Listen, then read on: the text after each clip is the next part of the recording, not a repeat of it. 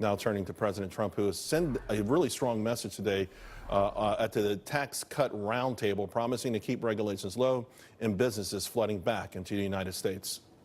If for any reason they get in, meaning the Democrats, they're going to raise your taxes way up high. They're going to terminate this out. Of course, I'll veto it. That's all right. But eventually, they want to terminate, and they want to raise your taxes.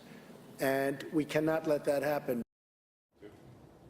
So the question is, of course, can the administration actually get this done? To our panel, Beverly Hallberg, District Media Group President, Ford O'Connell, Civic Forum PAC Chairman, political analyst, and Washington Examiner contributor. Beverly, you're the expert on messaging. There was some criticism recently of President Trump getting this message across.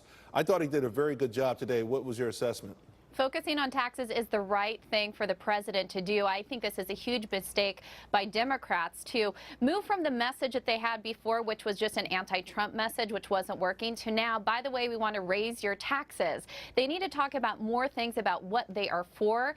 Taking your tax cut away is not one of those, and I think it's a losing argument for them because the reality is people are seeing more in their paycheck. I know Democrats want to make this all about the wealthiest people in this country, but that's not the case. People across this country, the majority of them are seeing more money in their pockets. So for Democrats to attack this, I think is a mistake. Of course, Ford, we know politics of Emmy has yielded dividends for the Democrats in the past. It might be the only page in their playbook, along with politics of gender and race. But what's the message from Republicans? Is it cohesive yet? Because I don't think I hear it from all of them.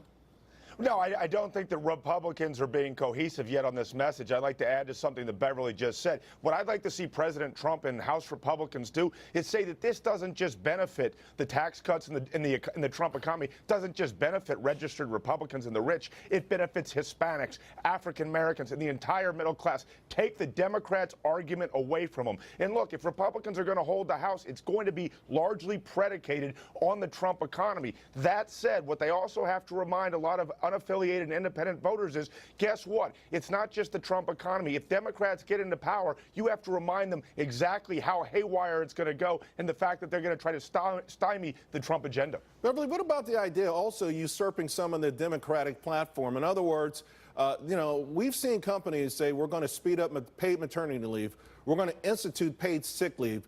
We're going to do some things with charity. Also in the tax bill, enterprise zones. Cory Booker championed enterprise zones. In fact, Jack Kemp backed him in his first run for mayor, in part because of that. So that now he's dissing the things that he said he backed before. We saw a Democrat usurp the GOP platform and win in Pennsylvania. Why doesn't the Republican Party say, these are things that progressives have wanted for years, we got them done?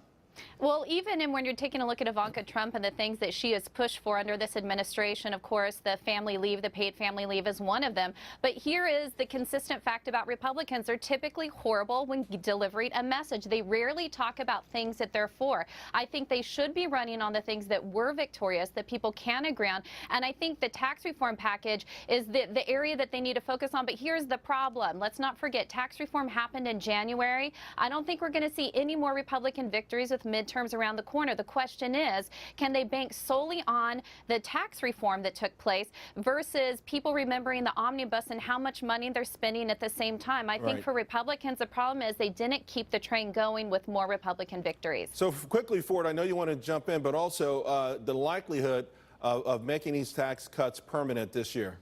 I think it's going to be very, very hard to make them permanent this year because essentially everything is dead on Capitol Hill and everyone's running for re-election trying to save their backside. What I would tell Republicans to do is say the tax cuts and the growing economy hasn't stopped in this last election. Our promise to you is to make this permanent for everyone. And I think that Beverly's absolutely right. You're going to need the tax cuts, but you're also going to need some contrast issues, whether it's on guns or immigration, to remind people exactly how zany the Democrats are. All right, Beverly and Ford, thank you both very much.